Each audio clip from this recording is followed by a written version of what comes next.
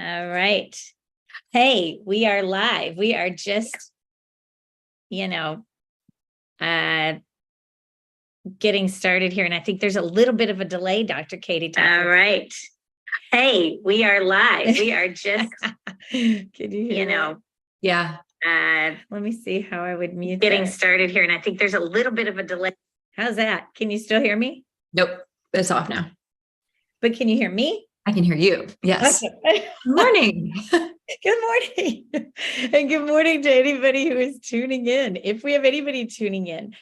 But one thing that Katie and I have learned is that we get a huge amount of the viewers or listeners happen in replay, right, Katie? Yeah. I think we learned that our first year in 2017 when you and I were ML presenters. And we had some big names that year. And you and I were like, oh, they have more views than we do live. But over time, many more people watched. Thousands. It's crazy. It's crazy. So we never worry about, who might be here in the moment. How are you, Dr. Katie Topple? How are you doing? I am doing well. I am very much enjoying being a teacher on summer break right now. And we have 6 people watching already. Good morning. Good morning, folks. Good morning. And so you're enjoying being on summer break. Tell us just a little bit about that before we get into our chat. Well, we moved, so I've been unpacking, but I've also been reading again, which I feel like it's been a while. I am excited to sit on my porch in my little bench and just enjoy the nature and relaxing. I feel like I'm sleeping better. Oh. And I realize it's because it's summer and it just like the stress is gone. So, and I started a new quilt. So I've been working on that. That's been bringing me peace too. So if people don't know about Katie's a keynote that she's done, Dr. Topple's done a keynote here. I had an opportunity to see it live at MABE, and then she did it for PsyOp. She is the newest PsyOp author. Thank you. And your keynote about quilting and that collaborative spirit and everything. It's just so beautiful. And people who didn't get a chance to see it, if you follow her, Katie shares, and people were sharing things about it. It's just wonderful, Katie. That's so great. Thank you. There's Tan. Hi, Tan. Hi, I'm here back from Laos. Good to see you, everybody. Good to see you too. We're so happy that you're back safe and sound at home, right? Yes, thank you. I'm happy to be here to support the conference. Yay, to support the MLSummit. Fantastic. Yes. I just want to shout out to a few folks, even though people are watching this in replay. Live right now, we have Kim Thyberg saying hi from Cincinnati. And we've got Michelle Shorey watching, who is one of our presenters. She's a keynote with Dr. Irina McGrath this year. So we're so happy. If anybody, and thank you for joining, you guys, anybody watching a replay, the MLSummit actually is happening on July 15th. That's a week from today when we're recording this live. And we are seeing so many innovative ways that folks are using the summit. We've seen this over years. We've done this summit since 2017. So Tan Nguyen and Dr. Katie Topple and I are the hosts of the MLSummit. And we've just been so inspired by everything. Did you guys want to say anything about that before I start going, here's a way to use it. Here's a way, what's another way to use it? Okay, I want to talk about Larry's tweet that I came across last night. Larry Filazzo, who is going to MC the conference with Carol, tweeted last night about a study. I'm looking, it's on my other screen. A study about professional development. And kind of the synopsis was the tweet version. This study's results indicate the effects of teacher participation in typical mathematics and science PD on student achievement is close to 0. And the average effects is slightly negative. And his tweet was like, no surprise there, typical PD is not effective. And I wanted to bring this up as kind of a jumpstart into what we're talking about today. because that's why we wrote the book. That's why we wrote DIY PD, because we were searching for more innovative ways for professional learning to be meaningful and connected to what we're doing. And we found those ways and then wanted to share them and want to encourage people to do that more, because of the fact that kind of the traditional model of PD doesn't always feel like it's relevant, or it doesn't always feel like it's going to positively impact what we're doing, or it misses the mark. There's just so many things that can make PD feel like it's not the best use of our time. And so I thought that was interesting that I came across that last night, because that's what MLSummit's all about. That's what DIY PD is all about. It's really about finding things that are relevant and also innovating ways to take something that you learn or see or watch and do more with it. And that's exactly what we're talking about today, how to take MLSummit as one source of information and do more with it. What else can you do to carry on the learning, to continue the learning, all of that good stuff. That is, we're super proud of the book that we wrote, the three of us, because we started it before the pandemic and then through the pandemic, and it became more important. I think all of us agree, especially these folks watching. I see Denise Furlong and Dana Finneran and other folks that are in our PLN who for years we've been self-directing our learning in different ways with these folks. And even if you're watching this in replay, we're really proud that we took different ways to do that and really laid them out with lots of examples.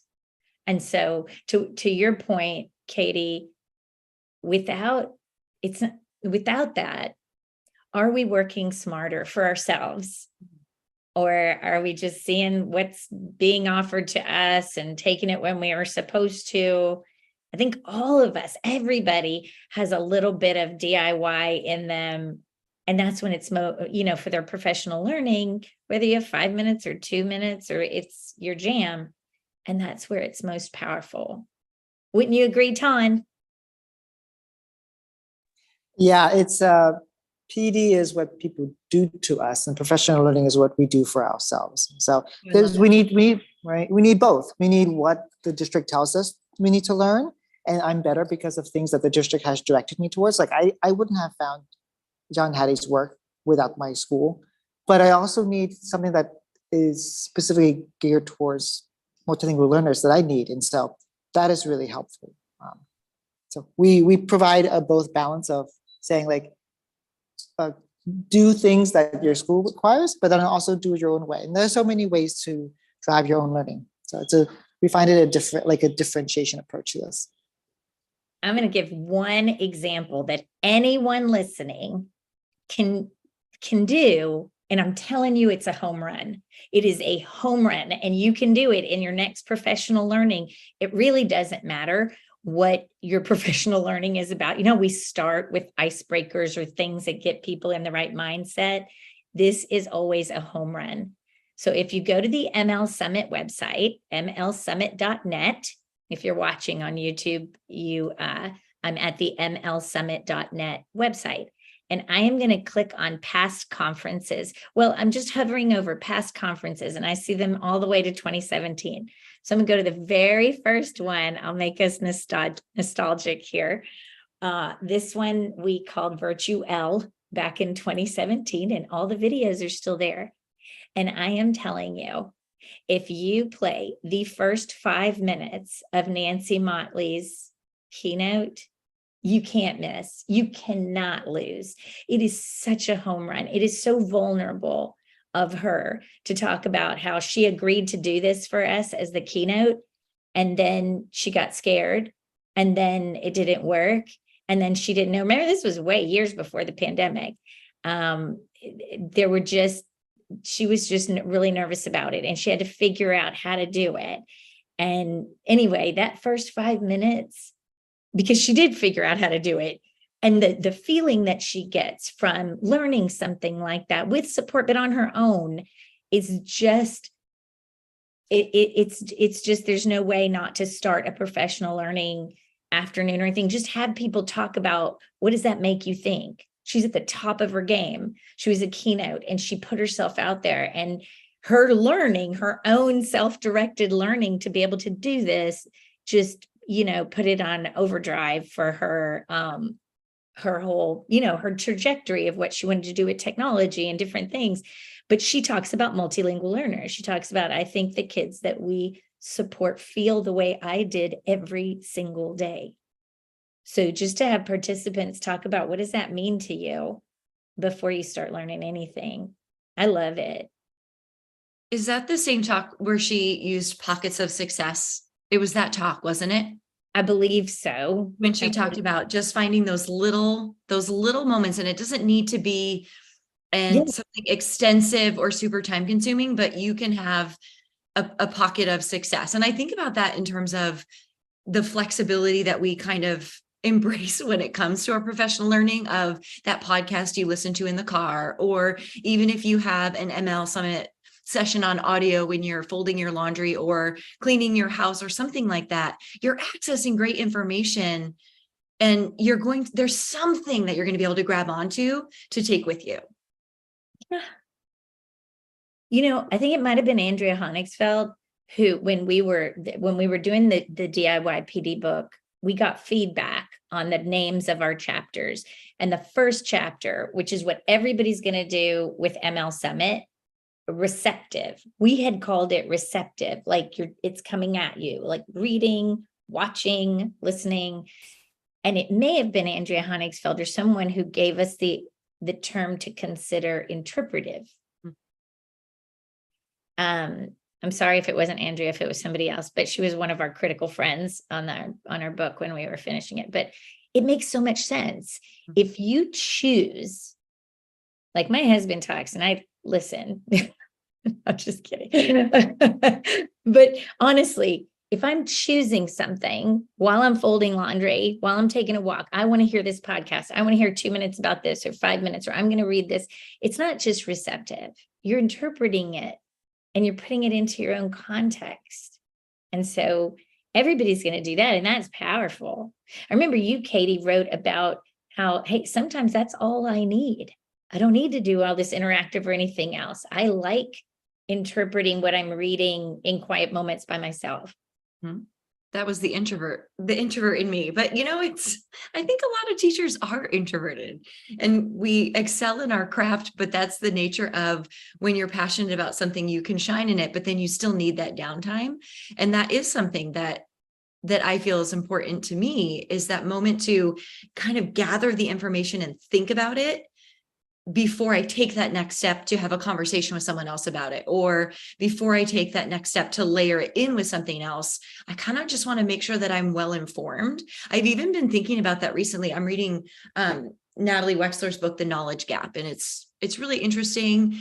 And a couple of times I've wanted to tweet about it, and I've stopped myself. I'm like, I really just want to read the whole book and kind of figure out where I am in my thinking about this, because some of the things are really heated right now. And the last thing I want to do is get into like a, heated Twitter conversation about something. I just want to be able to really know where I stand before I put my thought out into the Twitterverse, but that's okay. And so our point is not that you have to do things with the MLSummit.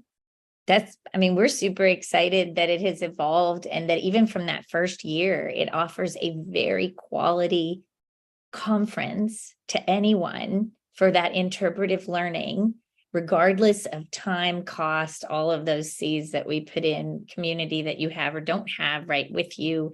It removes all barriers. And I love that Larry Ferlazzo said it was one of the best conferences that you can attend if you teach multilingual learners, and it's free and it's available.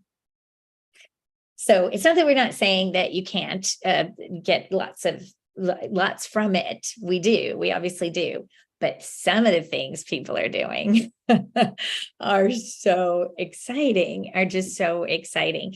Would you guys, I have a couple I want to share, but do you guys want to give any examples? If you look at the DIY PD book, and a lot of us here, thank you, have the DIY PD book, and people like Denise Furlong cited it. She and Carly Spina cited it in their work recently. So thank you. But it is in these chunks of interpretive, and then expressive, and then interactive, and then innovative and leading. Extending it. Yeah. Where else can you take it? Extending. What can you do? Extending. Right. That would be leading and innovating and things. So, I want to ask you guys, because I've been doing workshops around DIY PD. I love it. 300 educators in Prince William have the book, and we're looking at the bingo and different things. New Brunswick, Tessel, we started last month, and we're going through September doing a DIY. I started with them and I'm ending with them. So Silence Education does offer DIY PD workshops for your learning community, for people to do that. But what are some of your favorite things you've seen that people are doing?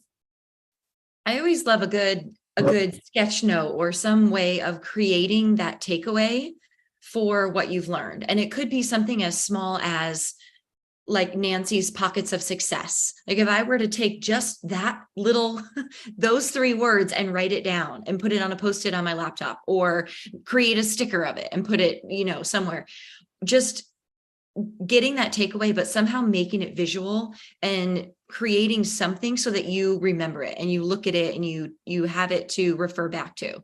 I love how many people do sketch notes. Sherry does DigiNotes, just, creating it digitally.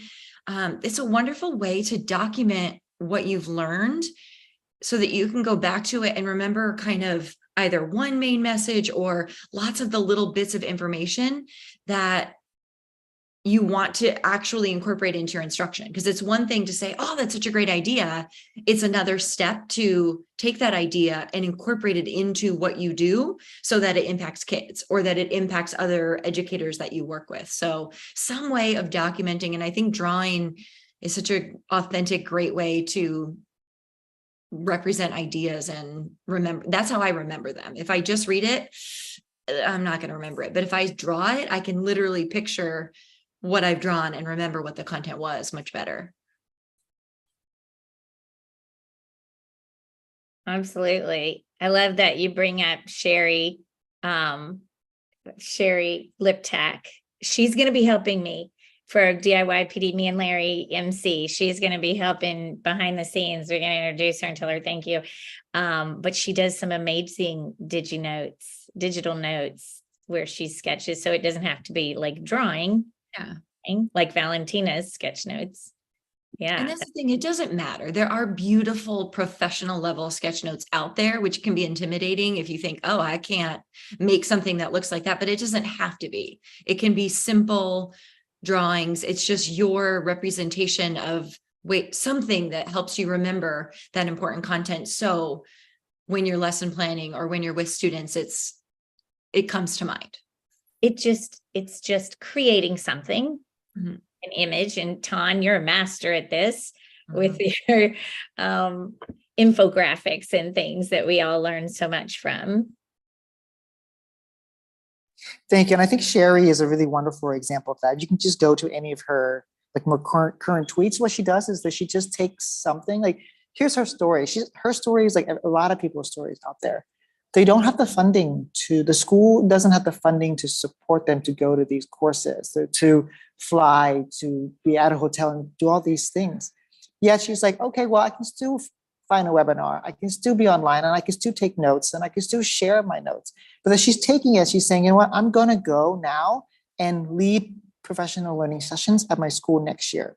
And because of these workshops or these books or these things a podcast that she listened to, she's like, this idea is now I'm going to take this to my department. I'm going to take this to my district. And it's like, this is how you take learning, like we can take learning in our own hands.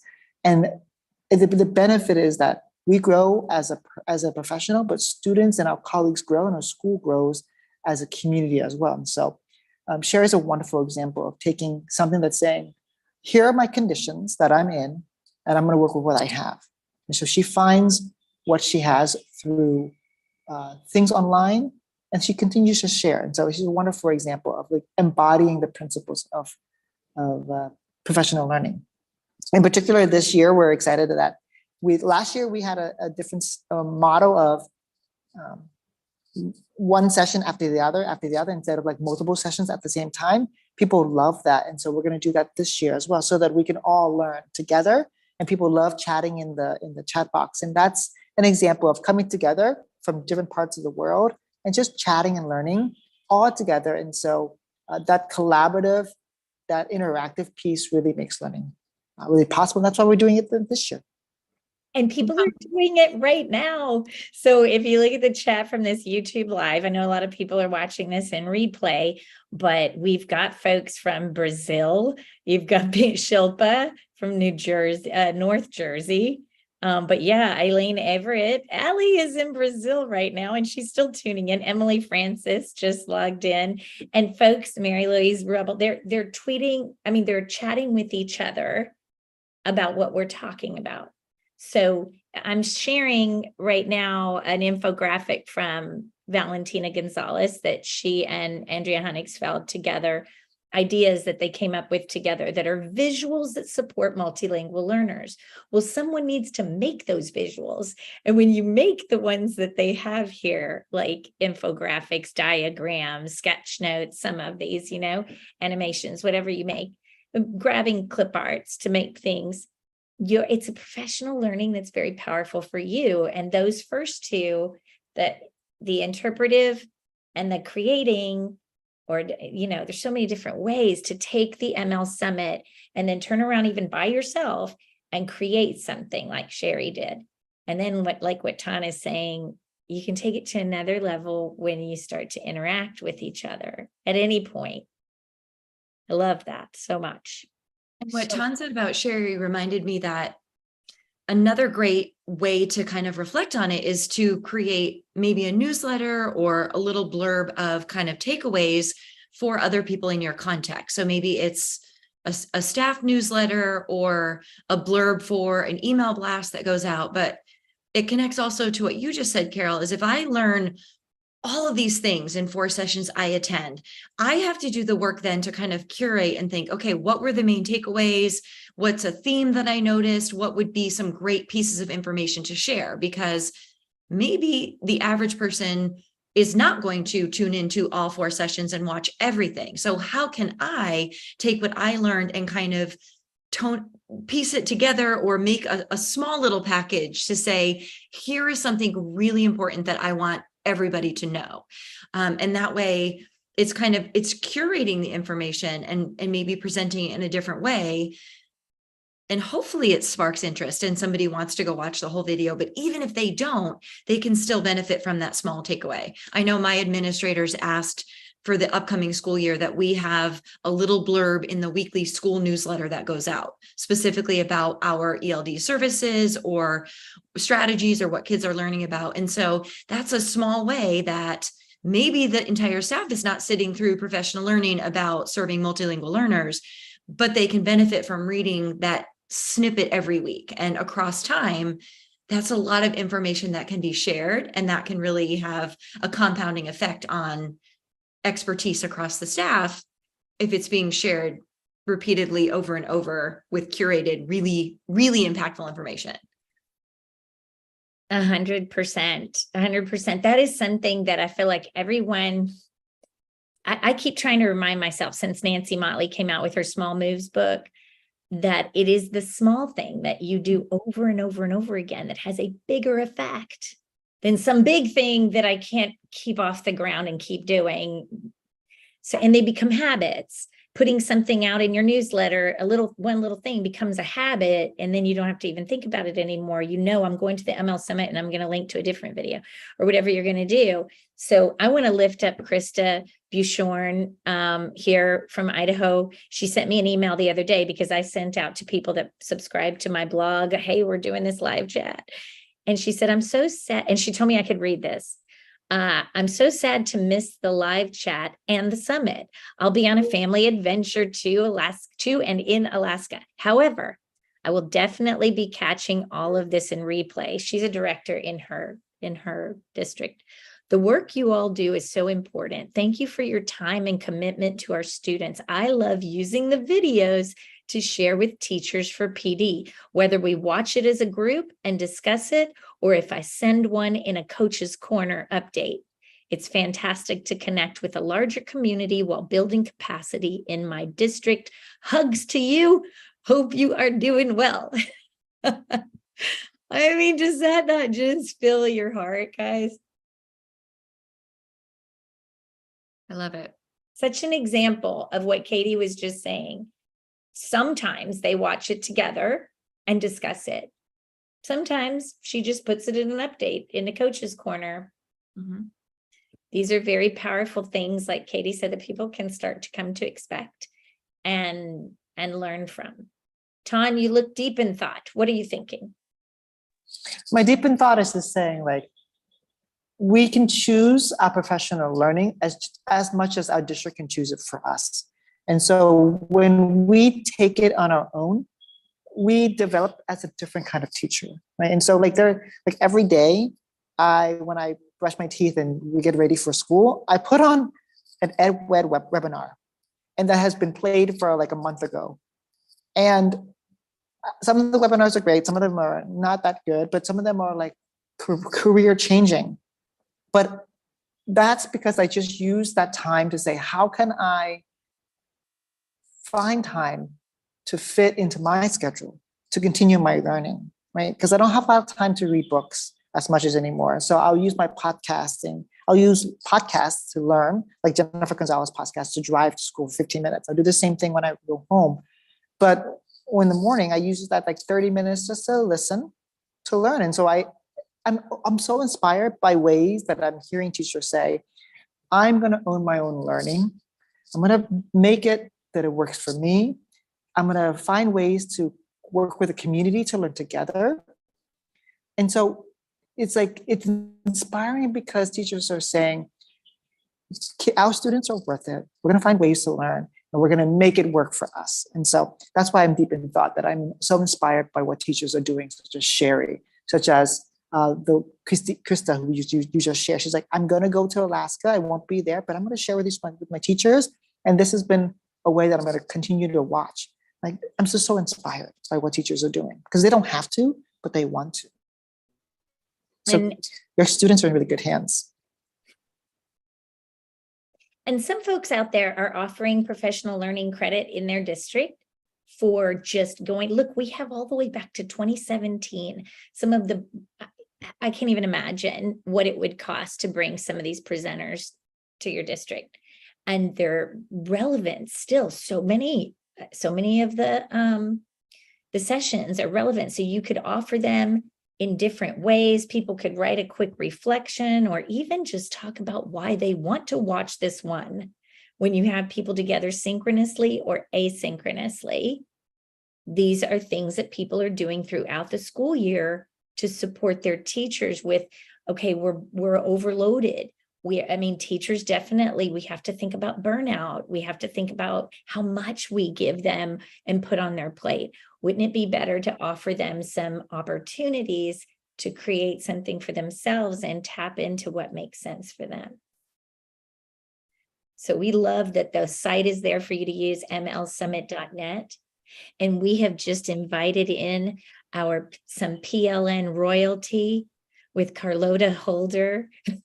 And it's making me nostalgic because back in 2017, I did a YouTube about for the Virtual. Yes, I think it was Virtual, or was it the guys in Canada that do theirs? Anyway, it was for Kahoot. It was a Kahoot, and I put out, would anybody like to come and be in it and help me? And that's how I met Carlota.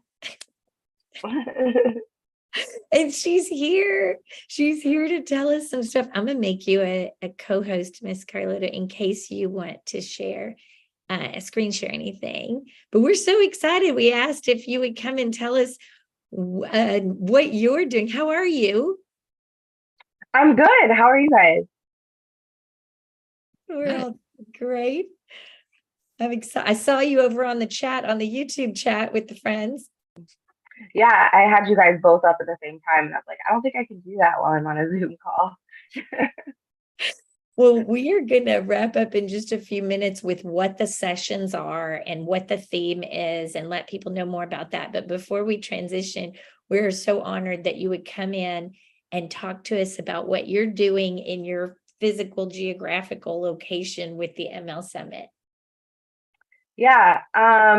So this past year we started, I really like it's a consulting company, but it's really kind of developed into a collective, the Multilingual Education Reform Collective of Indianapolis.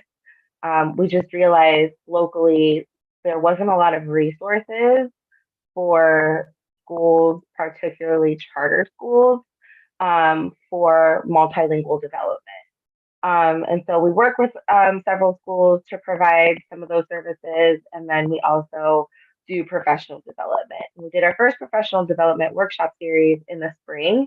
And 100% of our participants were like, we want to continue like networking and being a part of the collective.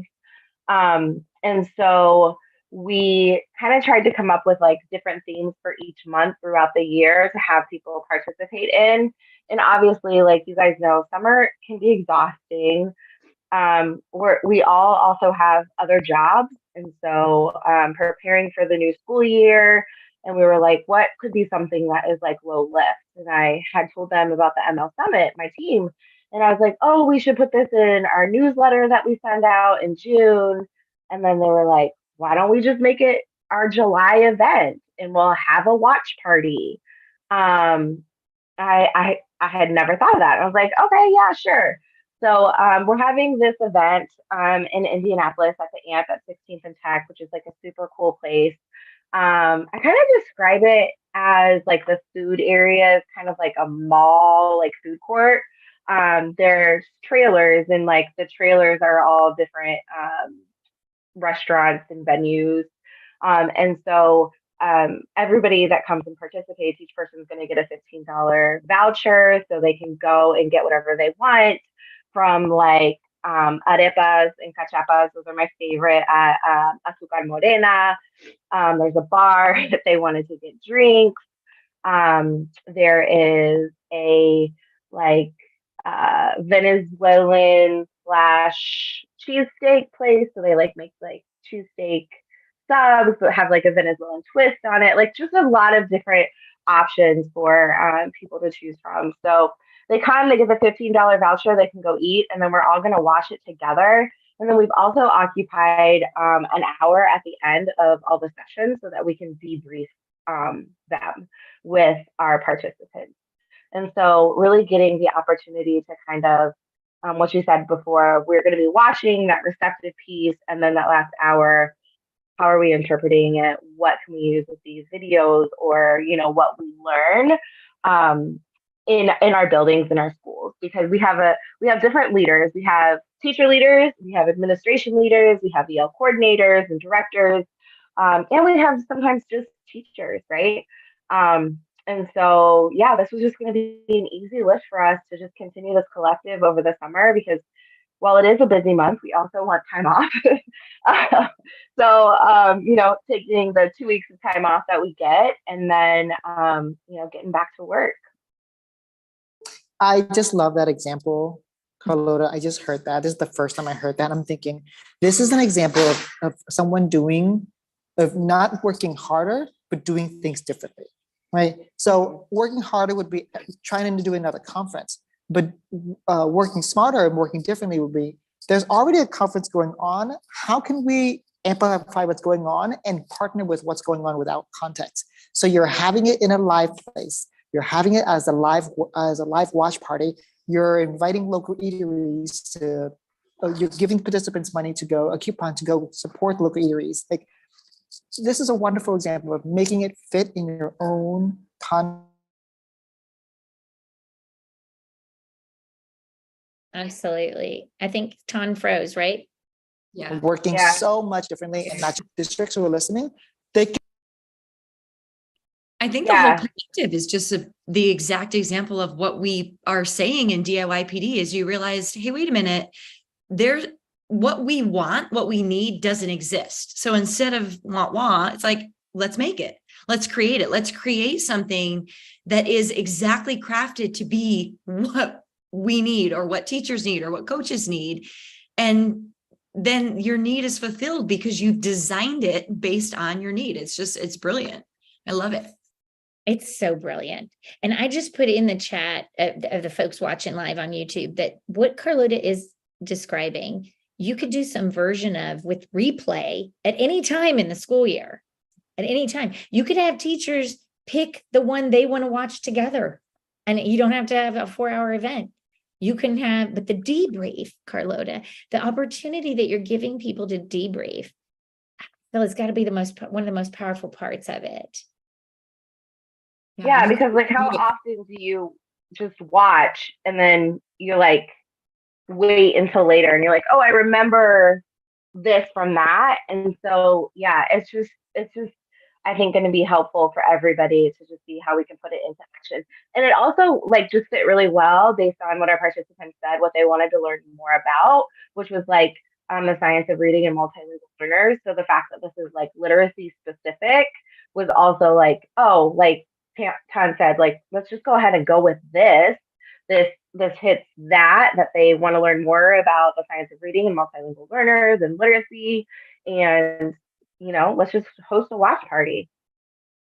We've had people use, like, there's so many different variations of this. They're doing their own summit or their own conference, but they offer some of these as one of the sessions. Like they're just like weave it into something they're already doing. It's not, you know, there's so many different ways you can do this. I love Michelle Shorey. Also, again, one of our keynotes is saying that in her district, they do give credit for watching MLSummit. And they also hosted watch parties for DIY PD things during COVID. So that whole, the things we learned in COVID don't have to go away. The flexible ways that we can come together or do things asynchronously, either way. I think it's so important for teachers. And you may be the teacher out there in a rural community or a low incidence school or district where you're the only one and you feel like I am the only one. And you're not, you're so not the only one.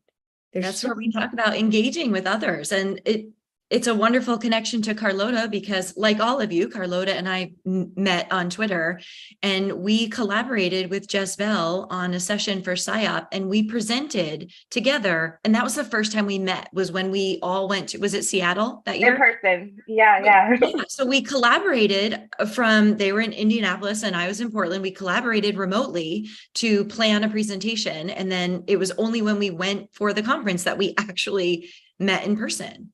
So you're not alone because there's so many people out there that you can connect and engage with. Even if you never do meet in person, there's so many opportunities to learn from one another, even if it's just tweeting out the ideas that you like from the session and somebody else comments on it and you get into a dialogue about it. That's PD. That's learning from someone that might be in a different geographical location or in a different context or anything like that. It's wonderful to just find your people.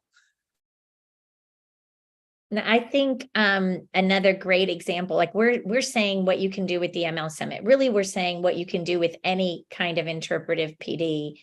So if you're reading or if you're watching or if you're listening, you can take that to another level for your community, for the people that you work with all year long, or for yourself. Here's one example, because the three of us definitely in here are wearing our MLL Chat Book Club shirts. And the fourth one is the MLL Chat Book Club. One of the founders, Don and Katie, started this book chat years ago over Twitter. And I just wanted to shout out that round 7's coming up. Not really about the MLSummit, but it is about the MLSummit. And Katie, you guys, 2 of our PSYOP authors are presenting at the MLSummit. So Katie, would you take just a minute to talk about the book chat so people know what's going on with that? Yeah, that was, I think, my first own DIYPD in feeling like I was not available for live Twitter chats just because at the time I had little kids and it was dinner time. And so the idea of the slow chat came about, of reading a book. And at the time, I was going to read about collaboration and co-teaching. And Tan said, wait, why don't we read it? We'll both read the book and then we can tweet about it. And that was just the origin of the idea. But basically, MLL Chat Book Club is a slow chat where we have a book that we're collectively reading with a reading schedule, and there's weekly questions, and we just use Twitter as a platform to tweet answers to the questions or things we love about the book, what we're thinking. And then by searching the hashtag, participants can find out what other people are saying and engage in the dialogue. So upcoming, starting July 16th, is our round 7 of MLL Chat Book Club, with making content comprehensible for multilingual learners. So this is the newest version of the SciOp book, which they brought me on to author with them. And then after that, in the fall, Tan and Beth are going to do a round with their book with some new innovative ways to do the chat a little bit differently. So I'm excited for that too. Thank you. We're all trying to represent here today with our card because it's how we met each other. And then it's just so joyous. I get goosebumps thinking about when Carlota and Jess and Katie met. I was listening. I was on vacation, but I was listening because I wasn't even able to be at that conference. But y'all were sharing things out to Twitter and live streaming some of it, I think. And yeah, I think we live streamed our PD that year. Michelle Shorey, when I met her at WIDA, she held up a phone for an hour. Her arm was so tired to live stream my session. I didn't even think about what I was asking her to do there. You just live stream me. And she did. But I mean, the PLN is such an important thing. So we definitely would ask you to consider coming over. A couple of hashtags that we're going to give you is MLSummit. Just that hashtag, MLSummit, and look at the most recent, and you will be able to connect with us. DIYPD for MLs is something that we use all year long. And then, of course, MLL chat _BK club. You'll definitely be in a lot of collaboration soon on that as well. Thanks for giving us some great ideas. We have lots more ideas out there from folks who are doing things. You heading out, Carlota? Hi, Carlota. Thank you for joining us. If you guys don't need me anymore, but thanks for letting me share what we're doing, and I hope some other people, follow suit, because sometimes it's just better to do these things socially, as I've realized since the pandemic. Even running, I don't like to do alone. I like to do it with somebody else, and I think learning sometimes is the same way. Sometimes it's just better socially, because really that's how we learn. What is your Twitter handle so people can follow you? It's been one of the best PDs for me just following you. My personal is at Carlota _Holder. And then our collective is at M3, all capital RCI, and then lowercase NDY. So Merce Indie is what we call it. Tried to make it a play on like mercy, as French, but they don't all go for it. Well, it's very cute. Thank you so much. Thank you for being the example. Hi, Carlota. Bye, Carlota. Okay, my friends, my fellow hosts, let's just recap. Would one of y'all like to talk about the summit as we wrap up so people know what to expect next week? Sure. Can you bring up our slides with who we have presenting? Yes, let's do that. Absolutely. So this year we will have 4 sessions. And as Carol said before, she and Larry Ferlazzo are emceeing the day. And we're going to kick off with a keynote from Irina and Michelle, and they're going to talk about technology and multilingual learners. And following them is a wonderful PD professional learning opportunity throughout the year, because they share wonderful, wonderful resources. specifically about technology and how integrating technology with literacy for multilingual learners. I mean, and their resources are thorough, curated, mind-blowing. They are an amazing duo to follow. After them, we will transition to our Tan and Beth, and they are going to talk about creating conditions for long-term success, connecting to their new book about serving long-term or experienced multilingual learners. And I don't know if it shows because I have my background on, but their new book is a recently published book and will be following the PSYOP round of the MLSummit book club. We'll do a round with them. So that is super exciting. After Beth and Tan, it will be Jana Echevarria and myself talking about the science of reading and multilingual learners, and specifically integrating structured literacy and language and what that looks like in classrooms. So I'm excited to present with Jana. And then our last session will be Valentina and Natalia, and they're going to talk about supporting multilingual learners with writing, and specifically sentence level writing. And Valentina has a book about literacy for multilingual learners, and Natalia has just recently come out. Her book is brand new, about building better writers. So I'm excited for the connection to literacy and sessions that are touching on kind of different avenues of literacy, but with that connected thread of literacy for multilingual learners.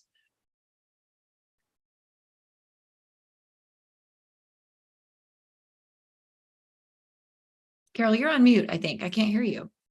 Here I am. Okay, me and my dog, if you can hear my dog in the background. Sorry. We have always been very passionate about having zero barriers. So registering for a conference might also be a barrier. So we want to make sure, you know, first of all, we do have 4 different registrations, so people can register through Zoom and get updates. These are for people who want to see it live. That's what I'm saying. If you can't or don't want to watch live, there's no registration necessary. It will be at MLSummit.net forever, just like the other years. And you can watch it in replay. These will be YouTube, and just like this chat is going to be YouTube in replay. So registration is not required for you to take advantage of the learning. Within a couple of days, they will all be there for you. But if you do want to be live with us, actually in the Zoom, then registration, we have 4 different registrations so that you get the links and reminders about the one you want to go to.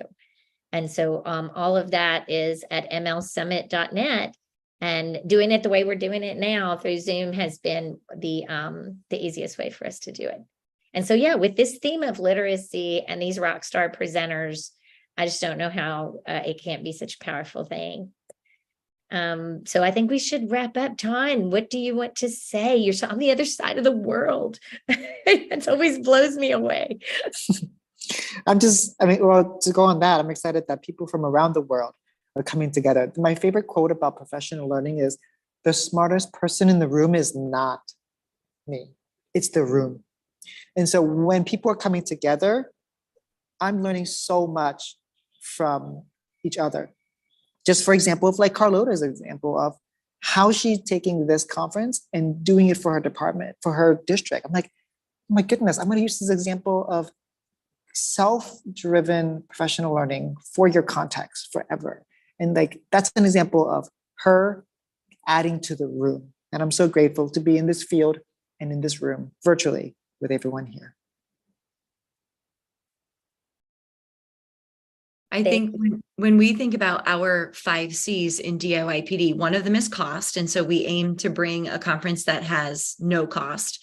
One of them is connectedness, which refers to the relevance that the content has for your particular context and job. Choice, of course, that when you elect to do something, you feel invested in it because it's what you wanted to do. We've been talking today a lot about the continuity of how to take something that is one isolated event, but continue to draw from it and apply different modes and models of professional learning to kind of keep the learning going. But that one in the middle community, I think, like Tan said, to me, that's what ML Summit feels about. It's about community. And especially this year where we have teams and duos presenting, it's about partnership and it's about engaging with others and co-facilitating or co-presenting, but just being in community with others to learn and present and share. And there's so much beauty in that. I agree. It's as much as you want of these things. That's why it's a sliding scale. We want to make sure you do know, to Katie's point, DIYPD4, the number 4, MLs.com is where you can get the first chapter of this for free and other resources. Again, people are doing, like Springfield Public Schools did a book study, and we have the bingo board for you and all of the things for you to do it. And so it's funny to do a book study together on something that's saying it can be independent, but really what we're doing with these book studies and these workshops that we offer or suggest you do is helping your community of people that they're in your real space take charge of their own learning the way they want to. So I just want to say thank you to everyone who's engaging in any way. I think we should wrap up. 1 week away, next Saturday. Next Saturday. All right. Well, then I'm going to sign off. You can find us over on Twitter and Facebook and the different socials. And we appreciate everybody who's in the YouTube live today. You're doing exactly what Katie was talking about, and what we're talking about. The community piece is so important to all of us. So thank you. We'll see you over in the summit, and we'll see you very soon over on the socials. We'll see you next week. Bye, everybody. Bye, everybody. Thanks. Thanks, Carol. Thanks, Katie. Thank you both.